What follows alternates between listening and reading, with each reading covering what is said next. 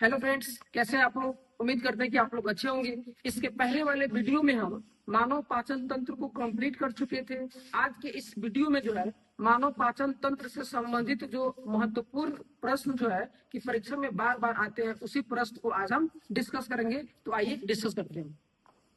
पहला प्रश्न है कि पाचन की क्रिया आहार नाली के किस भाग से प्रारंभ होता है। ऑप्शन नंबर ए है छोटी आंत से, बी है अमाशय से, सी है मुख गुहा से और डी है ग्रहणी से। तो आपका आंसर जो होगा वो आंसर होगा नंबर सी, मुख गुहा से। कि मुख गुहा में 3 जोड़ी लार ग्रंथियां पाई जाती है और उस लार ग्रंथि से टाइलिन और लाइसोजाइम नामक एंजाइम निकलते हैं। और टाइलिन जो कि स्टार्च को पचाते हैं और स्टार्च एक प्रकार का कार्बोहाइड्रेट है और लगभग 30% स्टार्च को पाचन जो है मुख गुहा में होता है। तो आंसर होगा नंबर सी, मुख गुहा। क्वेश्चन नंबर 2 है कि मुख गुहा में कितनी जोड़ी लार ग्रंथियां पाई जाती है। तो ऑप्शन ए जो है 2 जोड़ी, बी है 3 जोड़ी, सी है 1 जोड़ी और डी है 4 जोड़ी। तो आंसर जो होगा ऑप्शन बी कि मुख गुहा में 3 जोड़ी लार ग्रंथि पाई जाती है। पैरोटिड, सब मैंडिबुलर, सब लिंगुअल। सबसे बड़ी की बात करें तो सबसे बड़ी जो होती है वो होता है पैरोटिड। आपको बताना है कमेंट में कि लार ग्रंथि की प्रकृति क्या होती है, क्षारीय या अम्लीय। अगला क्वेश्चन की बात करें, क्वेश्चन नंबर 3 कि दांत की सबसे ऊपरी परत कौन सी है। तो आंसर में ऑप्शन में है अस्थि, बी डेंटाइन, सी पल्प और डी जो है इनामेल। तो आपका जो आंसर जो होगा नंबर डी, इनामेल जिसके कारण जो है दांत सफेद दिखाई देते हैं। इनामेल जो कैल्शियम फॉस्फेट का बना होता है। इनामेल जो शरीर की सबसे कड़ी परत होती है। उसके बाद में डेंटाइन जो है बीच वाला परत होती है दांत की, जिसके कारण जो है दांत का रंग पीला होता है और दांत सबसे ज्यादा जो है डेंटाइन से ही निर्मित होता है। और सी जो है पल्प कैविटी जो है सबसे आंतरिक परत है जिसमें कि रक्त वाहिनियां जो है इसमें मौजूद होती है। अगला चौथा नंबर हम क्वेश्चन की बात करें कि मुख गुहा में किसका पाचन होता है। तो ए वसा, बी प्रोटीन, सी कार्बोहाइड्रेट और डी जो है रुक्षांश। तो आपका जो आंसर जो होगा सी होगा, स्टार्च होगा। स्टार्च जो कि एक प्रकार का कार्बोहाइड्रेट है और मुख गुहा में लार ग्रंथि से स्रावित होने वाले टाइलिन से इसका पाचन होता है। और लगभग कितना परसेंट, तो लगभग जो है 30%, लगभग 30% कार्बोहाइड्रेट का पाचन जो है मुख गुहा में होता है। अगला क्वेश्चन है कि मुख गुहा और आहार नाल के मुख गुहा आगे जो है आहार नाल के कौन से भाग में खुलता है। ऑप्शन ए है ग्रास नली, बी श्वास नली, सी आमाशय और डी ग्रहणी है। तो आपका जो आंसर जो होगा ग्रहणी होगा। मुख गुहा का पिछला हिस्सा ग्रहणी है जो आगे जाकर जो है 2 छिद्र गुलेट और ग्लोटिस में खुलते हैं। ग्लोटिस श्वास नली में और गुलेट जो है ग्रास नली में। और उसी ग्रास नली से होते हुए जो है भोजन का जो है प्रवाह होता है। और गुलेटिस और गुलेट जो है उनके बीच में जो है एक दरवाजे नामक संरचना होती है जिसको हम इपिग्लोटिस कहते हैं। तो आपका जो इसमें आंसर होगा ग्रहणी होगा। अगला क्वेश्चन है कि अमाशय के कितने भाग होते हैं। ऑप्शन ए है 2, बी है 3, सी है 4, डी है 5। तो आंसर जो होगा ऑप्शन बी, 3 भाग होते हैं। अमाशय के 3 भाग होते हैं, पहला कार्डियक, दूसरा फुंडिक और तीसरा पाइलोरी। उसके बाद में अगला क्वेश्चन है कि अमाशय में कौन सा अम्ल पाए जाते हैं। ऑप्शन ए है हाइड्रोक्लोरिक अम्ल, बी है सल्फ्यूरिक अम्ल, सी है नाइट्रिक अम्ल और डी जो है साइट्रिक अम्ल। तो आपका जो आंसर जो होगा आंसर ए होगा हाइड्रोक्लोरिक अम्ल जो कि अमाशय में पाए जाते हैं। उसके बाद में 8वां क्वेश्चन की हम बात करें, ग्रहणी भाग है। ग्रहणी किसका भाग है। तो ग्रहणी की बात करें तो ए ऑप्शन है छोटी आंत, बी अमाशय, सी मुख गुहा और डी जो है बड़ी आंत। तो आंसर जो होगा ऑप्शन नंबर ए, छोटी आंत की भाग है ग्रहणी। छोटी आंत के 3 भाग, छोटी आंत के 3 भाग, पहला ग्रहणी, दूसरा जेजुनम और तीसरा जो है इलियम।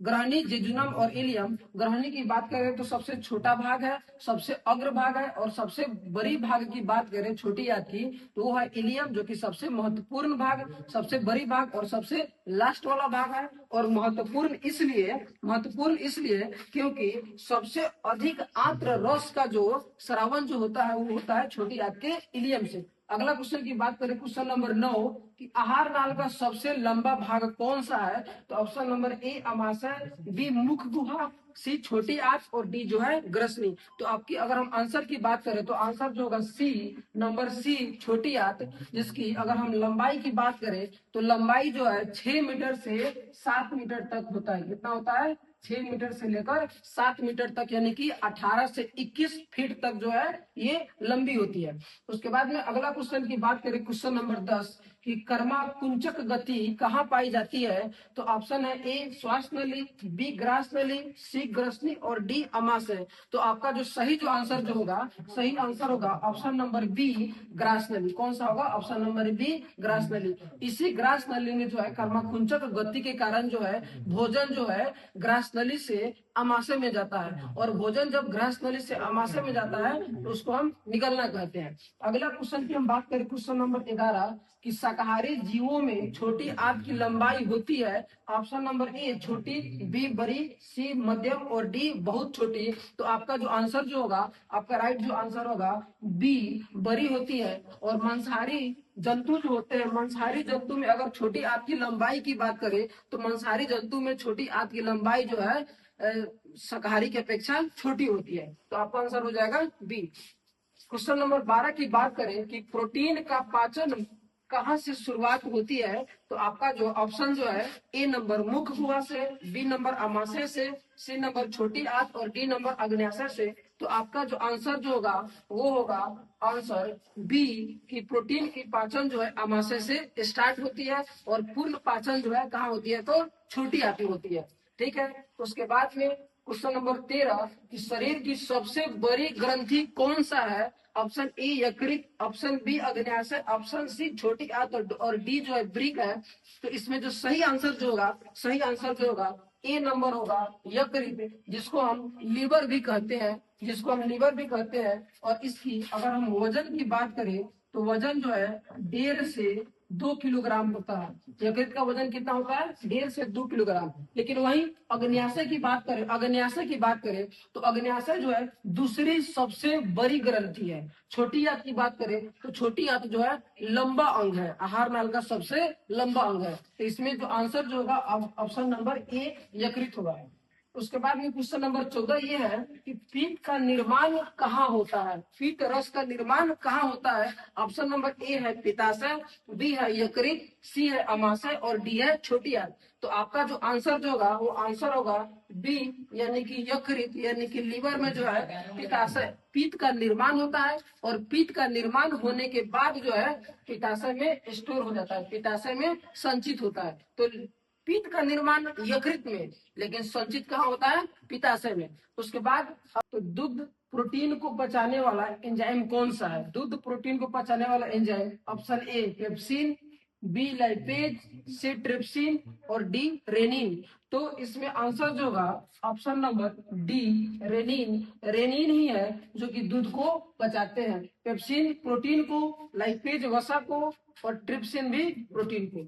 अगला 16 नंबर क्वेश्चन कि जठर ग्रंथि कहाँ पाए जाते हैं? ऑप्शन नंबर ए अमाशय, बी यकृत, सी मुख गुहा और डी छोटी आंत। तो आपका जो आंसर जो होगा, आंसर जो होगा ए अमाशय में। हम बताए थे कि अमाशय में स्तंभाकार कोशिका जो है धस कर जो है जठर ग्रंथि का निर्माण करते हैं, और ये जठर ग्रंथि जो है जठर रस का स्रावन करते हैं, और उसी जठर रस में जो है पाए जाते हैं हाइड्रोक्लोरिक अम्ल। तो आपका जो आंसर जो होगा, आपका आंसर होगा ए, यानी कि अमाशय। अगला क्वेश्चन नंबर 17 की बात करें कि पीत रस का प्रकृति क्या होती है? तो पीत रस की प्रकृति की बात करें तो पीत रस जो है क्षारीय होती है, जिसका निर्माण यकृत में और स्टोर जो है पित्ताशय में होता है। इसी पीत रस के मिलने से जो है अमाशय से आए हुए भोजन जो है क्षारीय हो जाते हैं, और क्षारीय होने के बाद जो है उस भोजन में जो है अग्न्याशय अपना अग्न्याशी रस को निकालते हैं।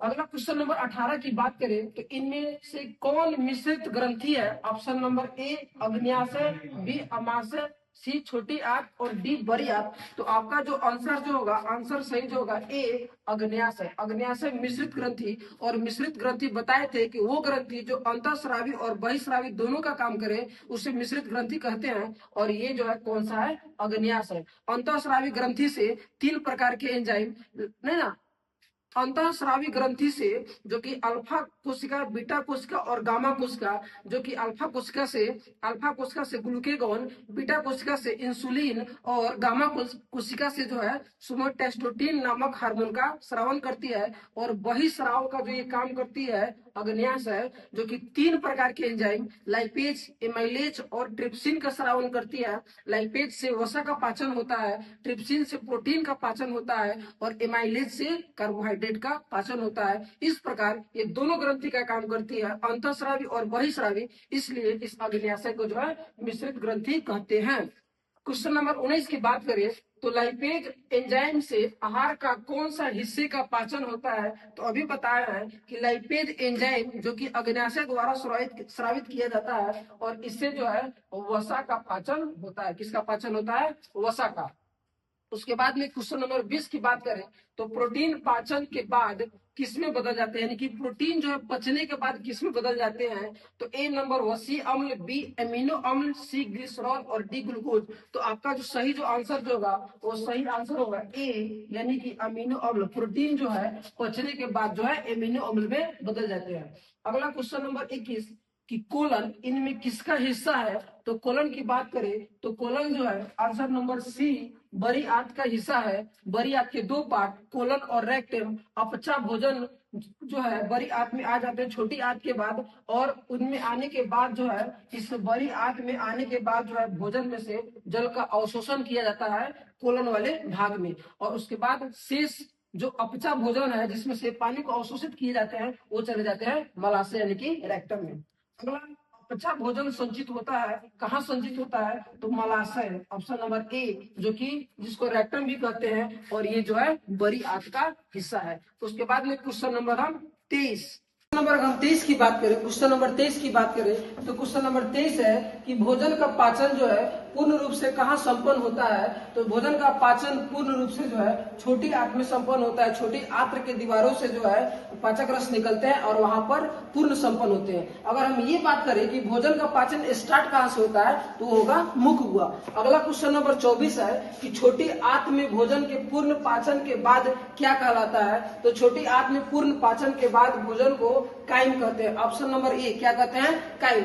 उसके बाद में अगला क्वेश्चन 25 की बात करें कि अमाशय में भोजन लुगदी के समान हो जाता है, जिसे क्या कहते हैं? तो उसको हम चाइल्ड कहते हैं। उसे क्या कहते हैं? चाइल्ड। ऑप्शन नंबर ए होगा। बस आज के लिए इतना ही।